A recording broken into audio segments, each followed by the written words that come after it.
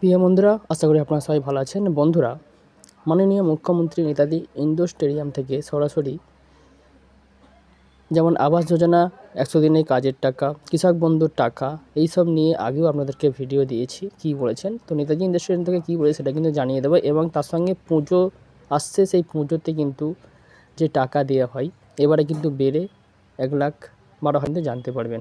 আরও কী কী প্রকল্পের নাম বলেছেন এবং কী কী বলেছেন সরাসরি, এবং পুলিশকে কী কী নির্দেশ দিল সেটা কিন্তু আপনারা এই ভিডিওর মাধ্যমে দেখতে পারবেন। তো ভিডিওটা আপনারা সম্পূর্ণ দেখুন।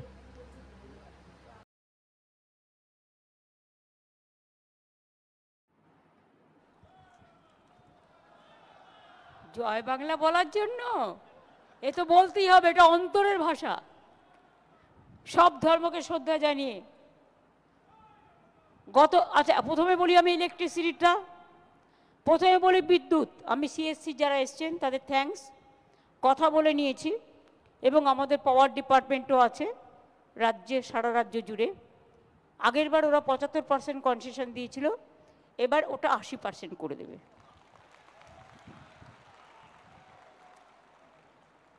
ফায়ার লাইসেন্স সহ সমস্ত সরকারি ফি মকুব করে দেওয়া হলো। এবার কত? এই আগের বার 85,000 দিয়েছিলাম, এবারে 90 করি।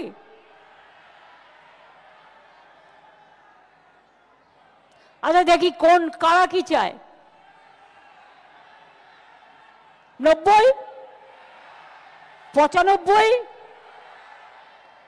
1, ওকে 1,10,000।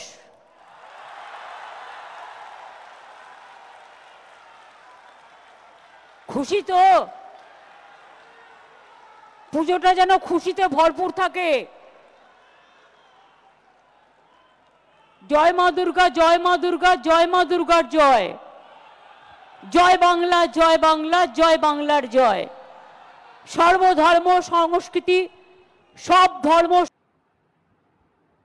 দেয়, বাল্য বিবাহ রোধ করে দেয়, বিধবা বিবাহ চালু করে দেয়, সতীদাহ প্রথা সংস্কার করে।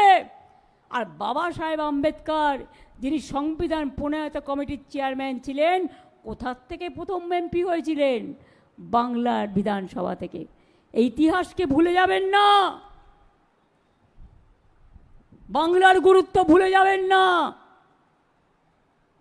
চায় পর চর্চা আর মন কা বাত। যখন আবুধাবিতে আপনারা যান, শেখকে গলায় জড়িয়ে ধরেন, তখন দেখেন ও হিন্দু না মুসলমান। যখন সৌদি আরবিয়াতে যান, জড়িয়ে ধরেন, হিন্দু না মুসলমান। কদিন আগে গেছিলেন মলদ্বীপে, জড়িয়ে ধরে 5,000 কোটি টাকা দিয়ে এলেন, আমাদের 100 দিনের কাজের টাকা নাই।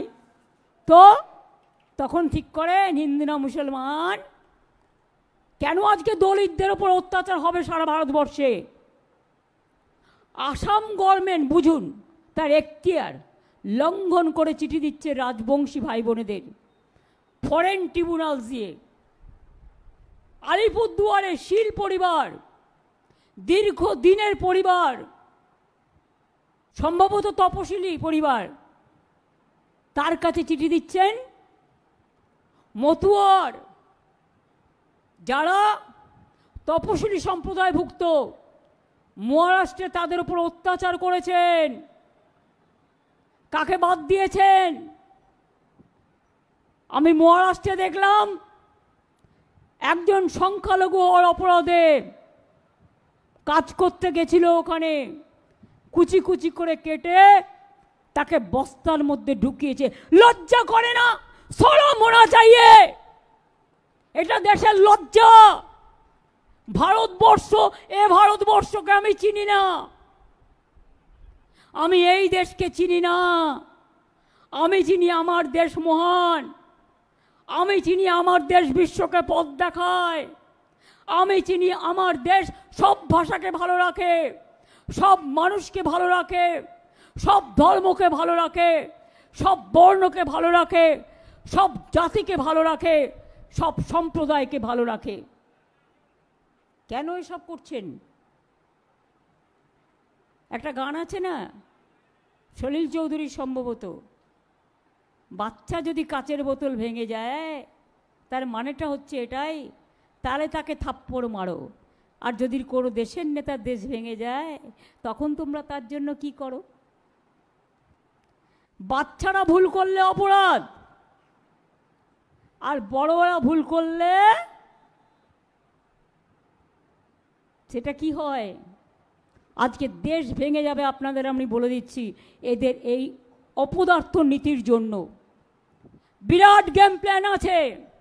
এবার বলছি ডাবল ইঞ্জিন গভর্নমেন্ট সরকারের। কেন জানেন? এই যে নির্বাচন কমিশনকে নিয়ে এসছেন, তার পায়ে আমি জবা ফুল দিয়ে বলছি আপনি ভালো থাকুন। গাঁদা ফুলও দিয়ে দেবো, রজনীগন্ধাও দিয়ে দেবো, গন্ধরাজও দিয়ে দেবো, জুইও দিয়ে দেবো, চাপাও দিয়ে দেবো। আপনি গভর্নমেন্টের হয়ে এনআরসির খেলায় নেমেছেন। বলছেন একবার কারো বাড়ি যাবে, ঘুরে চলে আসবে, 4 বার যাবে। 4 বার তো সকাল দুপুর বিকেল সন্ধ্যেও যেতে পারে, নাও যেতে পারে, নিয়ে তার নামটা বাতিল। কত বড় সাহস!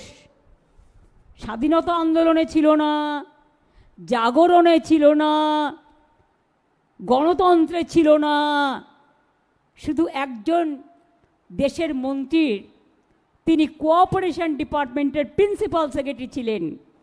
তাই তিনি এসে ডাবল ইঞ্জিন সরকারের মতামত নিয়ে ভোটার লিস্ট থেকে নাম বাদ দেওয়ার চক্রান্ত করেছে মানুষকে, যাতে ওনার বন্ধু কলমে ডাবল ইঞ্জিন কার্ড খেলে তাদের জেতানো যায়। আমরা বলি শূন্য থেকে মহাশূন্যে যাবে, এ ভুল করতে যেও না। আমরা মাথা বুঝে সহ্য করি না, আমরা লড়তে জানি, লড়াই করে বাঁচতে জানি। নামবাদ ডাবল ইঞ্জিনের নেতারা বলছে 1.5 কোটি নামবাদ দিয়ে দাও, সব রোহিঙ্গা। আরে কোত্থেকে এলো এত রোহিঙ্গা?